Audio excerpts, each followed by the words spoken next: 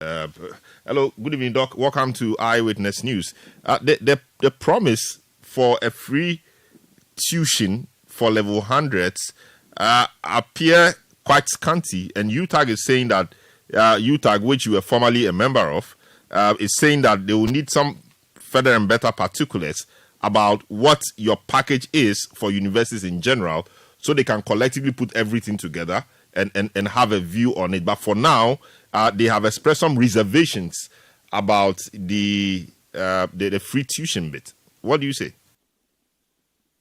Well, Salom, let me say good evening to you and good evening to our listeners, and to say good evening to my constituents in Busa South, because CTFM is avidly listened to in my constituency. Salom, I disagree with your premise. In fact, I also have a problem with the way you presented our policy proposal. First of all, I have heard the UTAC president. I heard him sometime yesterday, and I've heard major players in the educational sector. None of them has said that the policy is not a good policy. None of them has said that.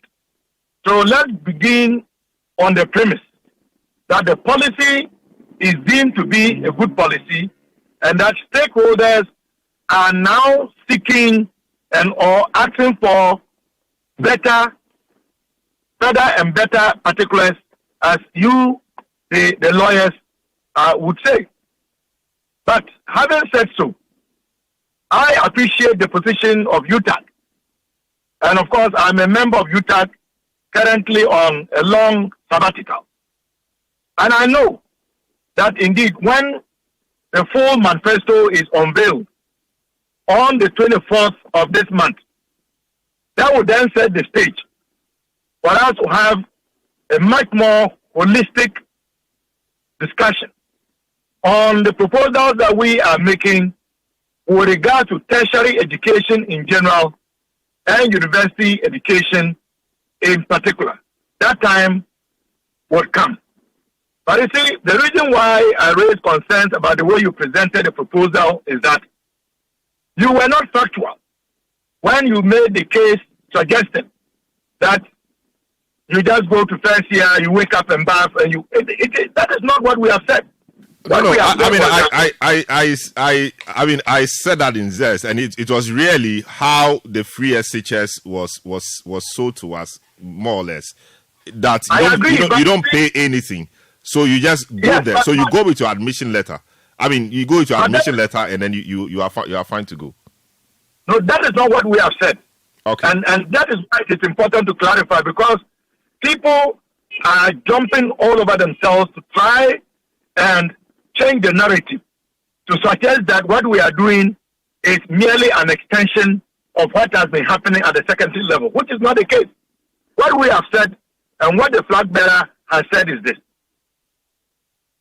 We know that there's a challenge to do with people who have applied and have received admissions to start their tertiary education. One of those challenges has to do with the ability to pay. And based on that challenge, which has come to us on the basis of consultations with young people, we have then decided that when you qualify, you apply and you qualify, and you are given admission to take up your place in a public tertiary institution, the incoming NDC government would absorb your academic user fee, or as we say, academic fee. Only that component is what we are going to absorb. And we believe that if we were to do that, it then allows the students to be able to register and get all the needed documentation and ID cards. So by the end of the first year, we would have also retooled Get Fund by decapping it. Get Fund would be able to maximize its inflows. Get Fund would then be in a position to properly finance the student loan trust. And many people don't know But the major source of funding that goes to the student loan trust is through Get Fund. But because of the collateralization of Get Fund and the capping, the Get Fund doesn't have sufficient to undertake its core mandate and to have sufficient resources to transmit to the student loan. So currently, as we speak, if you speak to students who have applied for student loans, they don't get the student loans. And even when they get the loans, the maximum is 3,000 Ghana cedis a year. So we are presenting a synergized approach. It's not just supporting them to gain to get onto the campuses and take up their places. Very well. But we are going to Get Fund, retool the student loan trust so that they can transition second, third year ongoing by taking the loans. And we've also talked about the issue of accommodation because the numbers obviously would increase. And if the numbers increase, what are we going to do in terms of finding them both residential accommodation and academic space?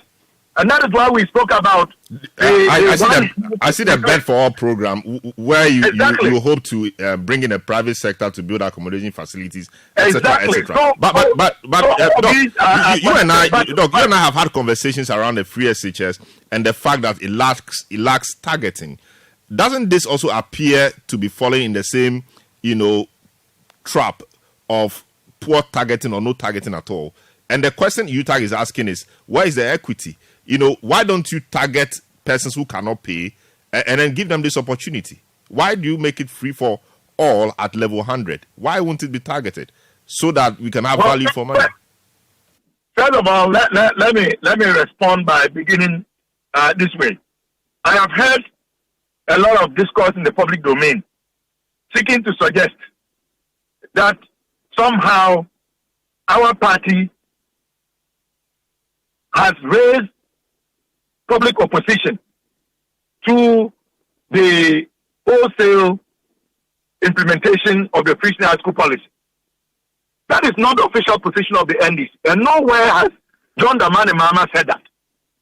But even so, we acknowledge that there are stakeholders in the educational space, and we are obligated to consider and listen to their input because we believe that they also mean well.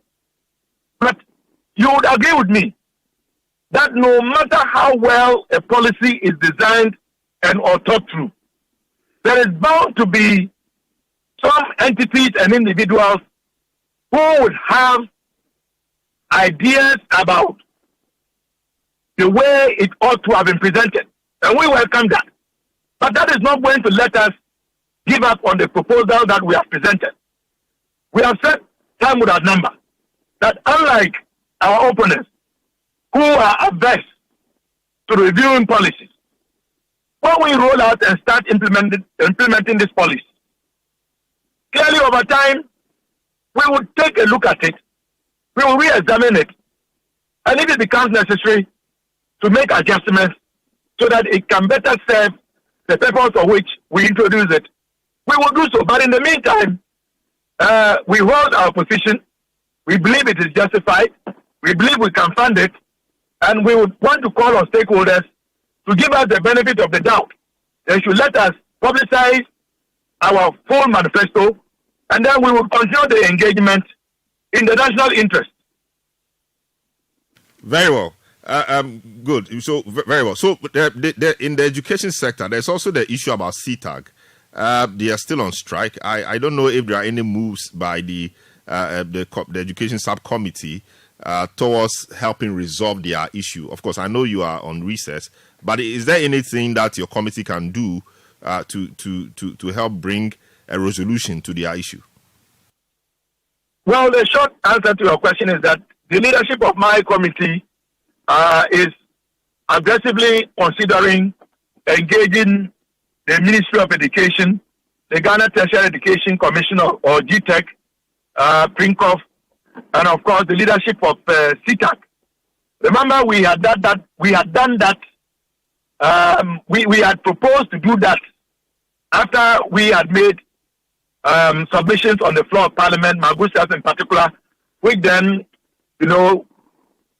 influence the Speaker to direct that the Minister for Education and Labour, Employment and Labour, come to the House and to meet us as a committee of the whole to tell us what steps the two ministries were putting in place to try and resolve this impasse as soon as possible. On the day that we had planned and had written to and received confirmation from CTAG and GTEC that they will be attending our meeting, we got communication to the effect that the minister had also summoned the same groups for a meeting. So we then had to postpone our earlier plan to meet with them. It was our hope that the outcome of that meeting and the monitoring committee that the minister said he had put in place would have led to a resolution of this issue. But it has been over 1 month, and now we are in day 65, and it doesn't look as though there is an end in sight. So, whilst we made an earlier effort, I believe that we are thinking about making another effort, but we also know that leaders of teacher trainees have also petitioned the Speaker of Parliament on the same matter. But in the meantime, fellow, we ought to ask government to do the needful. The reason why this has prolonged to this time is because of the mistrust that CTAG has in terms of government's inertia in meeting its obligation. Last year, the strike occurred. We intervened. They went back. Government should have taken that opportunity to resolve all of these matters. Government went to sleep. And here we are again. So ultimately, the resolution of this matter lies in the bosom of government. Migrate them, give them their conditions, give them their designations. Very well. To the same level as their colleagues in the traditional universities, pay them their allowances, be transparent in the ongoing discussions, get some trust re-established. And I believe if that happens, this matter will be resolved as soon as possible. But we cannot be confident. Very well. Thank you so much, Dr. Clement Apaak, Deputy Ranking Member on the Education Committee of Parliament.